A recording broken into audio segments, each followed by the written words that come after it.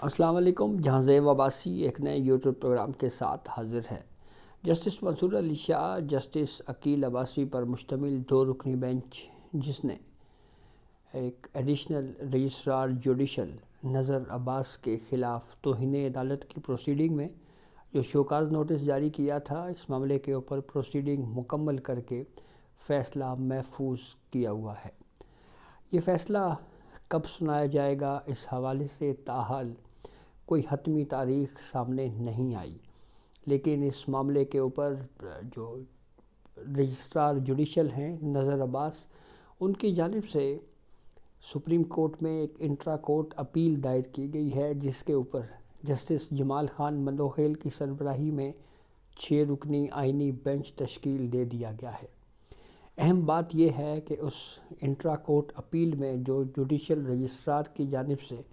جن کو OSD بنا دیا گیا تھا، انہوں نے جو سپریم کورٹ میں فائل کی ہے، انتہائی مختصر مگر جامع انٹرا کورٹ اپیل، جس میں بہت اہم انکشافات کیے گئے ہیں. بالخصوص ایگزیکٹلی سپریم کورٹ کے رجسٹرار آفس میں کیا ہوتا رہا، اور اس کے علاوہ ایک اور دلچسپ کہانی بھی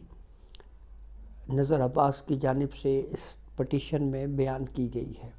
یہ وہ حقائق ہیں جو اس سے پہلے کبھی منظر عام کے اوپر نہیں آئے، اور یہ وہ حقائق ہیں جس کی وجہ سے جسٹس منصور علی شاہ کی سربراہی میں جو اس بینچ نے اس کیس میں جس انداز میں پروسیڈنگ چلائی، اس کے اوپر مزید سوالات اٹھ رہے ہیں. اور نہ صرف سوالات جو پہلے قانونی نوعیت کے تھے، بلکہ اب اس کیس کو لے کر جو شفافیت کا پہلو ہے، اس کے اوپر بھی بہت مشکوک نظروں سے اب اس کو دیکھا جا سکتا ہے کہ یہ پوری پروسیڈنگ پھر چلائی کیسے گئی،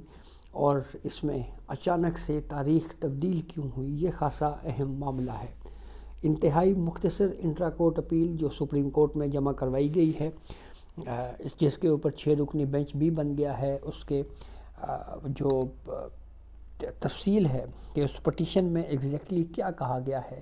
اس حوالے سے آپ کو تفصیل سے بتاتے ہیں. ایک تو اس انٹرا کورٹ اپیل میں نذر عباس نے یہ کہا کہ 36 سال ہو چکے ہیں سپریم کورٹ آف پاکستان میں مجھے ملازمت کرتے ہوئے، اور بلیم لیس کیریئر میرا رہا ہے. 17 جنوری کو پریکٹس اینڈ پروسیجر کمیٹی کا اجلاس ہوا، جس میں اکثریت سے فیصلہ کیا گیا کہ معاملہ آئینی ججز کمیٹی کو جایا جائے گا. اچھا، یہ اکثریت سے کیوں کہہ رہے ہیں؟ اس کی وجہ جسٹس منصور علی شاہ، جنہوں نے پہلے یہ بات خود بتائی کہ ججز کمیٹی کا ریگولر بینچ کے لیے کمیٹی کا اجلاس ہوا، تو کب ہوا اجلاس مجھے جو پتہ ہی نہیں چلا. اور پھر اگلے ہی دن یہ کہہ دیا کہ ہاں مجھے انوائٹ کیا گیا تھا، لیکن میں نے کہا کہ میں آلریڈی 16 جنوری کو جوڈیشل آرڈر دے چکا ہوں، تو اس لیے میرا اس اجلاس میں بیٹھنا مناسب نہیں ہے. میری جو رائے ہے وہ میں آلریڈی اپنے جوڈیشل آرڈر میں اس کو عیاں کر چکا ہوں. پھر اس کے بعد بینچ بنانا یا ججز روسٹر کی منظوری دینا میرا کام نہیں ہے، یہ نذر عباس نے اپنی اس انٹرا کورٹ اپیل میں کہا ہے. مزید یہ کہا کہ رجسٹرار آفس نے 20 جنوری کو کیس 2 ججز کی کمیٹیوں کے فیصلوں کے سبب سماعت کے لیے مقرر نہیں کیا. نہ ہی میرا کوئی ارادہ تھا کہ عدالتی حکم کی خلاف ورزی کروں، اور نہ ہی اس معاملے میں میرا کوئی کردار ہے. میرے خلاف شوکاز نوٹس محض اس تاثر کی بنیاد کے اوپر جاری کیا گیا کہ اس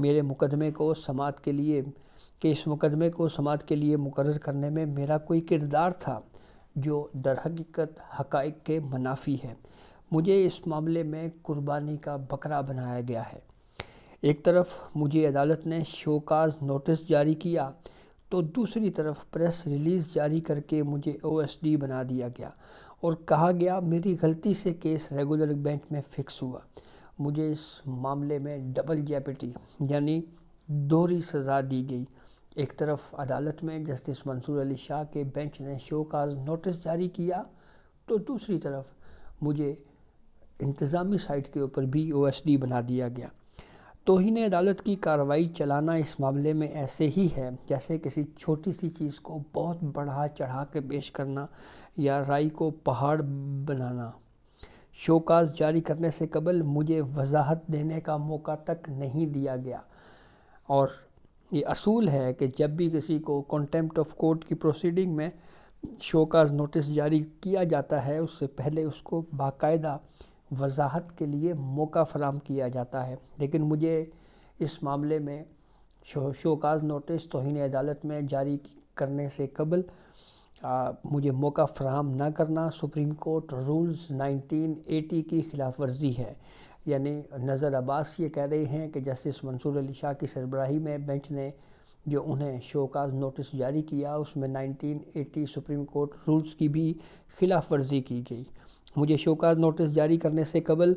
نیچرل جسٹس سسٹم کے اصول کو مد نظر نہیں رکھا گیا۔ مجھے جاری کیا گیا شوکاز نوٹس کا عدم قرار دیا جائے، رجسٹرار آفس کا جاری کیا گیا آرڈر بھی خلاف قانون قرار دیا جائے، میرے خلاف چلائے گئے کیس پر جو شوکاز جو پروسیڈنگ پوری چلی ہے اس کے اوپر سٹے دیا جائے، حکم امتناع جاری کیا جائے اور توہین عدالت کیس کا پورا ریکارڈ منگوایا جائے تاکہ اس کے اوپر فیصلہ ہو سکے۔ اور ایک جملہ اس پٹیشن میں یہ بھی لکھا گیا ہے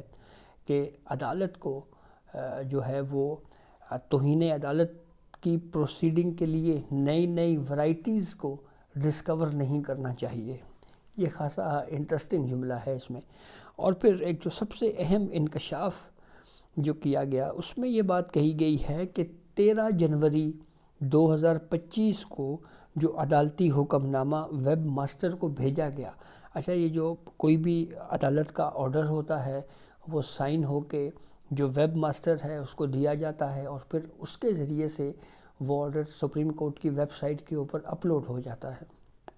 تو یہاں پہ نظر عباس اس بات کا انکشاف کر رہے ہیں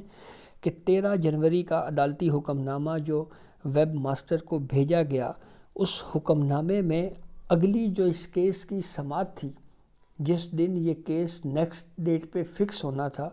وہ تاریخ 27 جنوری کی تھی، لیکن پھر مقدمے کی تاریخ کو 27 جنوری سے تبدیل کر کے 16 جنوری اگلی تاریخ رکھی گئی اور ویب ماسٹر کو بھیجا گیا۔ یہ بہت انٹرسٹنگ ایک نئی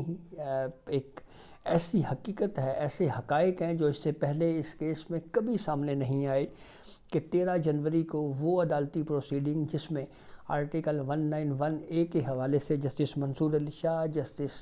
عائشہ ملک اور جسٹس عرفان سعادت خان پر مشتمل 3 رکنی بینچ نے یہ بات جس میں پروسیڈنگ اس کیس کو چلایا، اس کیس کو کی کارروائی آگے بڑھائی، اس میں یہ بات کہی گئی تھی کہ ہمارے ریگولر بینچ کے اختیارات کو جو ہے وہ کیسے کم کیا جا سکتا ہے، ہم کیوں اس کیس کو نہیں سن سکتے، اس کو آئینی بینچ کے سامنے ہم کیوں بھیجیں۔ تو جب یہ سوال پٹ کیے گئے اور پھر اس کے بعد درخواست گزاروں کو نوٹس جاری کیا گیا، فیڈریشن کو نوٹس جاری کیا گیا اس معاملے کے اوپر، تو جو نیکسٹ ڈیٹ آف ہیئرنگ رکھی گئی اس کیس کی وہ 27 جنوری تھی، لیکن پھر اچانک ایسا کیا ہوا کہ تاریخ بدلنا پڑی اور بینچ نے جب پہلے چیف ویب کو جو ویب ماسٹر ہیں ان کو جو یہ آرڈر بھیجا گیا، اس پٹیشن میں یہ انکشاف ہے، اس وقت اگلی تاریخ اس کیس کی جو ہے وہ کچھ اور تھی، اور اگلی تاریخ جو اس معاملے میں جو طے کی گئی تھی وہ 27 جنوری تھی، لیکن یہ 27 جنوری کی تاریخ پہلے بھیجی گئی، پھر اس کے بعد اس تاریخ کو تبدیل کر دیا گیا اور کہا گیا کہ نہیں آپ اس کو 16 جنوری کو 3 دن کے وقفے کے بعد دوبارہ سماعت کے لیے مقرر کریں۔ یہ ایک بہت اہم اور بہت بڑا انکشاف ہے جو اس انٹرا کورٹ پٹیشن میں، انٹرا کورٹ اپیل میں جو سپریم کورٹ میں دائر کی گئی ہے، اس میں کیا گیا ہے کہ یہ تاریخ کیوں تبدیل کی گئی ہے۔ اور یہ وہ فیکٹ ہے جو اس سے پہلے اس پوری پروسیڈنگ میں کہیں پہ بھی سامنے نہیں آیا کہ اس کی کیا وجوہات ہو سکتی ہیں کہ یہ کیس کیوں اس کا وقت پہلے تاریخ طے کی گئی 27 جنوری کو اس کیس کو سنیں گے، لیکن پھر 16 جنوری کو کیس سنا گیا، پھر اس کے بعد 20 جنوری کو سنا گیا، پھر 21 جنوری کو سنا گیا، 22 جنوری کو سنا گیا، اور پھر یہ 2-3 دن ریگولر اس کی 5 یا 4 سماعتیں اس کی ہوتی رہیں۔ لیکن 27 جنوری نہیں آئی۔ 27 جنوری وہ کیا تاریخ تھی؟ 27 جنوری تو وہ تاریخ ہے جب سپریم کورٹ نے 26ویں آئینی ترمیم کے خلاف درخواستیں سماعت کے لیے مقرر کی ہیں۔ لیکن یہ بہرحال ایک بہت اہم ڈیولپمنٹ ہے۔ جسٹس جمال خان مندوخیل کی سربراہی میں 6 رکنی لارجر بینچ اب سوموار کو اس کیس کے اوپر سماعت کرے گا، اور سوموار کے دن ہی 26ویں آئینی ترمیم کے خلاف درخواستوں پر سماعت ہو رہی ہے، اور پھر سوموار کے دن ہی ممکنہ طور کے اوپر جسٹس منصور علی شاہ کا بینچ فیصلہ بھی سنا سکتا ہے۔ تو اس میں مزید حقائق جو ہیں دیکھنا یہ ہے کہ وہ کیا کیا سامنے آتے ہیں۔ اس معاملے پہ آلریڈی کافی زیادہ تنقید کی جاتی رہی ہے کہ جس انداز میں اس کیس کو چلایا گیا اور جو معاملے کو اپنے سکوپ سے باہر کرتے ہوئے اس کے اوپر پروسیڈنگ چلائی گئی، اس کے اوپر بہت سنجیدہ نوعیت کے سوالات اٹھائے گئے ہیں کہ پہلے کیس جو ہے وہ کچھ اور تھا، کیس کسٹم ایکٹ کی وائڈیز کو چیلنج کیا گیا تھا، اس کے خلاف اپیل سپریم کورٹ میں آئی، اور اس اپیل میں جب یہ کہا گیا کہ یہ کیس آپ نہیں سن سکتے، آئینی بینچ کو بھیجا جائے، تو اس وقت پھر کچھ نئے سوالات فریم کیے گئے، اور ان نئے سوالات سے پھر شو کاز نوٹس نکلا، کنٹیمپٹ آف کورٹ کی پروسیڈنگ چلی، اور کنٹیمپٹ آف کورٹ کی پروسیڈنگ کے اندر بھی نئے سوالات آئے کہ ہم فل کورٹ کیوں نہ بنائیں، کیوں نہ دونوں ججز کمیٹیوں کو